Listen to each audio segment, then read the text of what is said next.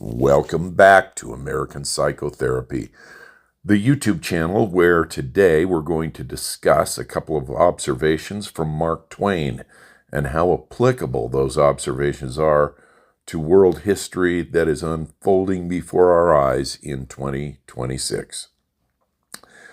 Before we roll out, I want to address two things about that last ride. First, I misinterpreted this slide. My restatement of this slide was incorrect in that I conveyed the idea that proponents of this post claimed to be persecuted as socialists and as members of Antifa, and that is not what it says. It actually says that proponents of this part of the post view themselves as persecuted by socialists and by Antifa in America because they work hard, because they play fair, and because they believe in compensation according to merit. I will leave it to you to gauge how likely it is that any Americans have been openly persecuted at the hands of avowed socialists and avowed Antifa activists because they work hard, they play fair, and for their belief in meritorious pay.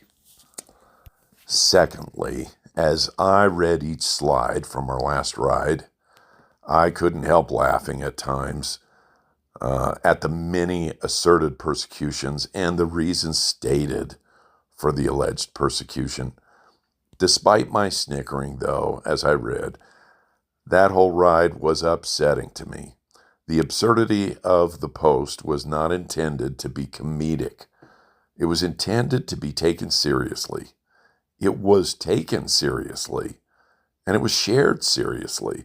And the fact that Americans actually gravitated to those absurdities, internalized those absurdities, and that those absurdities persuaded so many Americans to project themselves as victims of persecution that I don't believe ever occurred is a travesty.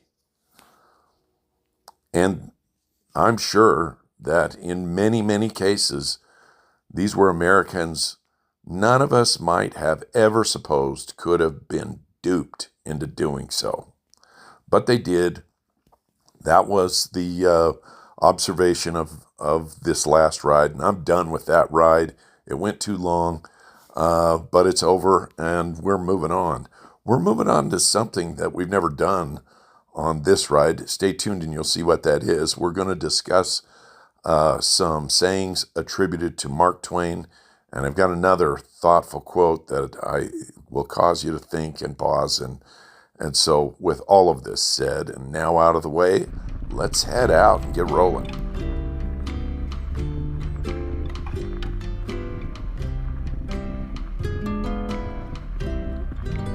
And we are back in the saddle and moving again. Summer's cursed heat has been stifled by gentle rain in the night, and it's just subsiding. It smells heavenly here. It feels great, and hardly a soul is around. This is going to be a great ride. Since Mark Twain's passing, it appears that two of his quotes concerning history have been spliced together over time and made into an apt saying frequently attributed to him. It goes like this: history doesn't repeat itself, but it rhymes. And I think it's a great quote to kick off our discussion for today. Those put off by present-day comparisons to history insist that such comparisons are meaningless because history never perfectly repeats itself. But Twain was right to also point out that history must be studied because it produces historically unfolding rhymes for both good and ill. Twain's observations here remind me of another quote, a single line from a character in Harriet Clark's novel, The Hill, based on Harriet Clark's weekly childhood visits with her mother, who was serving a 37-year prison sentence at the time. Here's the quote. "Do you go out of your way to know nothing?" A girl who attended my high school made a post recently about this line from that novel. And here's what she said. She said, "I've wondered about this quote many times in my years growing up, but never more than I do now. Clearly, an easy cure for the discomfort of cognitive dissonance is to just ignore everything and remain uninformed. I've seen it so much," she said. "If I don't know, if I don't explore, if I don't make decisions, I can't be accountable. Instead, I will pray. I will consult my scripture. I'll tend to other things and swallow my questions. Groupthink will spare me." Each of these quotes, folks, is imperative to the moment at hand for us. This moment of clear and present danger to our republic deserves and demands understanding on the part of we the people. Understanding of the Constitution's content and operation. Understanding of essential American history. And understanding of 20th century world history. American democracy imposes an immediate demand that we the people examine and interrogate why enumerated powers exclusively granted to Congress are now being wielded by an utterly corrupt President of the United States, mindlessly styling himself as a king, as Jesus, as Elvis, or as humanity's guardian of the galaxy.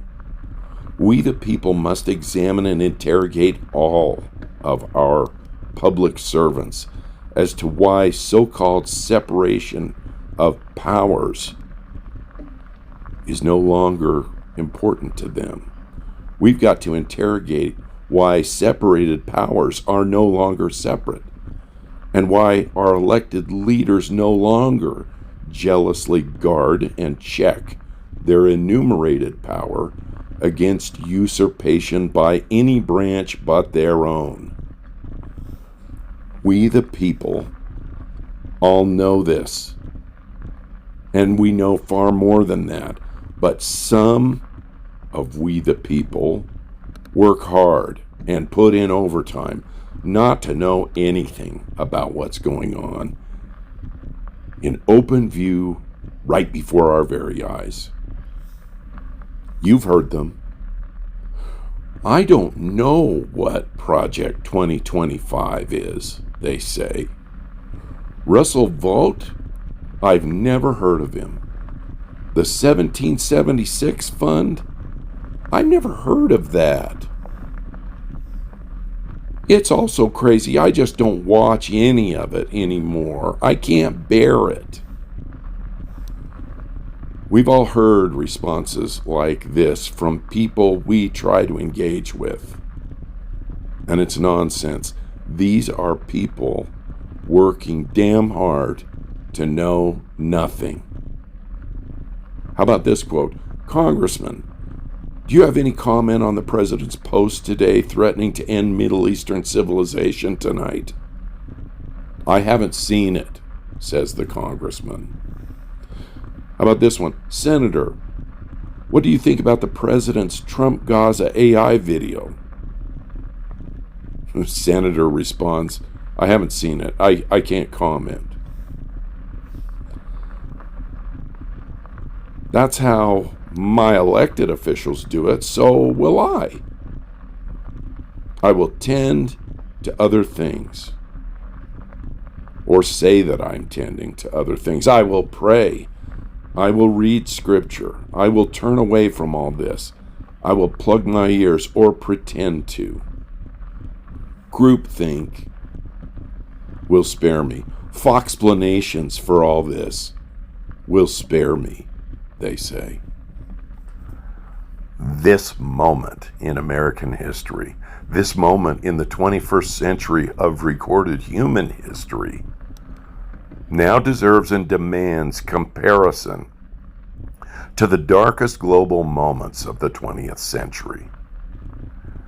Is it a perfect comparison? Absolutely not. Are human beings being marched into death camps to be incinerated? No, they're not. But let's talk about some comparisons, and let's talk about just one comparison where the subject of persecution is concerned. Did Germans feel internationally persecuted and shamed by the terms of the Treaty of Versailles at the close of World War I? History tells us that they did. Was this national feeling of shame and persecution weaponized by a politically ambitious movement in Germany throughout the 1930s to seize power and bring about authoritarian rule over Germany's democratic government? History tells us that it absolutely was. Today, in 2026, what head of state on the planet Earth constantly proclaims personal and collective grievance louder than any other leader on the world stage? What head of state claims to be the subject of more domestic and international persecution on the world stage than any other figure? I'll leave it to you to answer those questions for yourself, because it's pretty obvious. Carefully considering what we've just been talking about, for the final 10 minutes of today's American Psychotherapy ride, I've arranged to join our ride with a closed circuit feed directly to the witness box, where Dr. Ernst Janning has just been sworn in to testify at his own 1946 trial in Nuremberg. Dr. Janning's testimony and this scene is masterfully portrayed by Burt Lancaster in this clip from the 1961 film Judgment at Nuremberg. As we listen in, remember Mark Twain's instructive observation that though history may not repeat itself, it does tend to rhyme. And also, don't forget those people you know in your life who work so hard to know nothing about history, to know nothing about the Constitution, and to know nothing about the impending dangers now bearing down on our republic.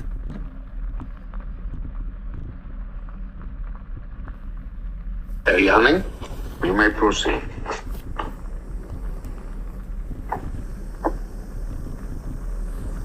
I wish to testify about the Feldenstein case because it was the most significant trial of the period. It is important not only for the tribunal to understand it, but for the whole German people. But in order to understand it, one must understand the period in which it happened. There was a fever over the land, a fever of disgrace, of indignity, of hunger. We had a democracy, yes, but it was torn by elements within. Above all, there was fear. Fear of today, fear of tomorrow, fear of our neighbors, and fear of ourselves. Only when you understand that can you understand what Hitler meant to us. Because he said to us, lift your heads, be proud to be German. There are devils among us, communists, liberals, Jews, gypsies. Once these devils will be destroyed, your misery will be destroyed. It was the old, old story of the sacrificial lamb. What about those of us who knew better? We who knew the words were lies, and worse than lies? Why did we sit silent? Why did we take part? Because we loved our country. What difference does it make if a few political extremists lose their rights? What difference does it make if a few racial minorities lose their rights? It is only a passing phase. It is only a stage we are going through. It will be discarded sooner or later. Hitler himself will be discarded sooner or later. The country is in danger. We will march out of the shadows. We will go forward. Forward is the great password. And history tells how well we succeeded, Your Honor. We succeeded beyond our wildest dreams. The very elements of hate and power about Hitler that mesmerized Germany, mesmerized the world. We found ourselves with sudden powerful allies. Things that had been denied to us as a democracy were open to us now. The world said, go ahead. Take it. Take it! Take Sudetenland! Take the Rhineland! Remilitarize it! Take all of Austria! Take it! And then one day, we looked around and found that we were in an even more terrible danger. The ritual began in this courtroom, swept over the land like a raging ring disease. What was going to be a passing phase had become the way of life.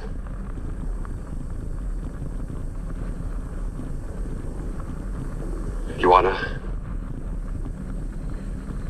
I was content to sit silent during this trial. I was content to tend my roses. I was even content to let counsel try to save my name. Until I realized that in order to save it, he would have to raise the specter again. You have seen him do it. He has done it here in this courtroom. He has suggested that the Third Reich worked for the benefit of people.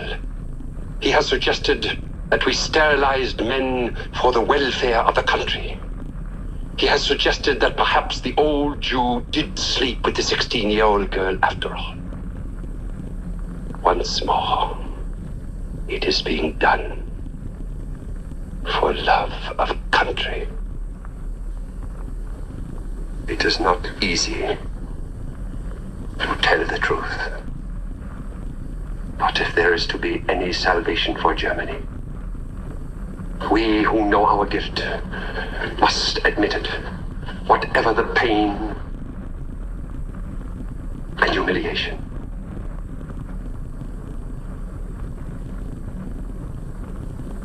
I had reached my verdict on the Feldenstein case before I ever came into the courtroom.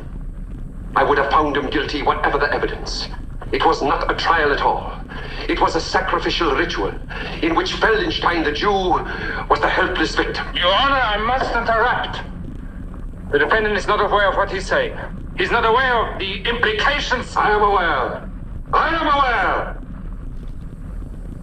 My counsel would have you believe we were not aware of the concentration camps. Not aware. Where were we? Where were we when Hitler began shrieking his hate in the Reichstag? Where were we when our neighbors were being dragged out in the middle of the night to Dachau? Where were we when every village in Germany has a railroad terminal where cattle cars were filled with children being carried off to their extermination? Where were we when they cried out in the night to us? Were we deaf? Dumb? Blind? Your Honor, I must protest. My counsel says we were not aware of the extermination of the millions. He would give you the excuse. We were only aware of the extermination of the hundreds. Does that make us any the less guilty? Maybe we didn't know the details. But if we didn't know, it was because we didn't want to know. Traitor! Traitor! Order! Order! Order! Put that man back in his seat and keep him there.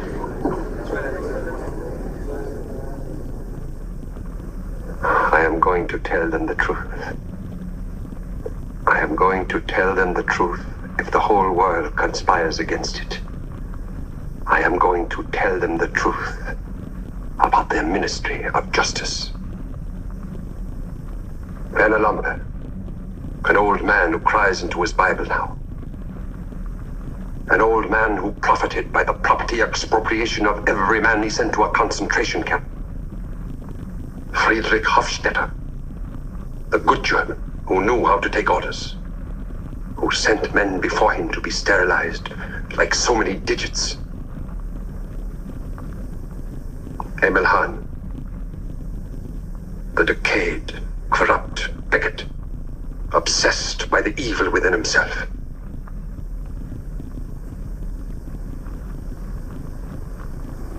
And Ernst Janning,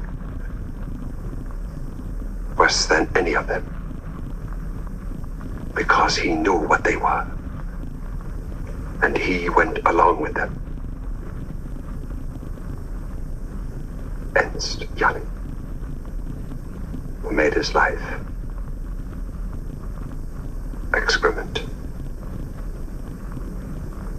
because he walked with them.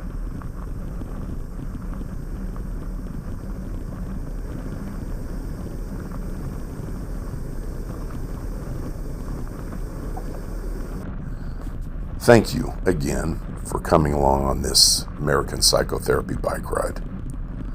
If you found this of interest, I hope you will share this ride with someone else and start up a conversation of your own. And as always, I hope you'll join us again on our next ride so I can tell you what's on my mind then. Thanks again.